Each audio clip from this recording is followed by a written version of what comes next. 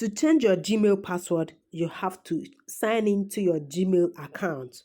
So let's sign into Gmail right away. This is Gmail. On your Gmail account, tap your profile picture at the top right hand corner here.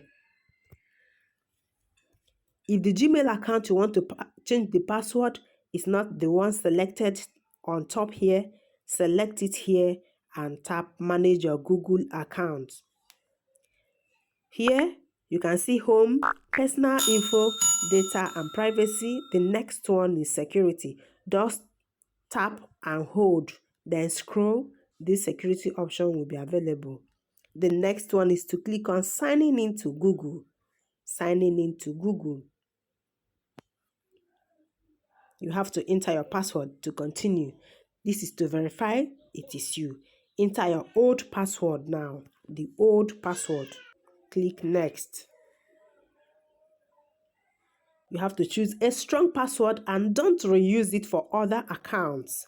Type your new password, confirm it here and click change password. You can see my password strength is strong. Click change password.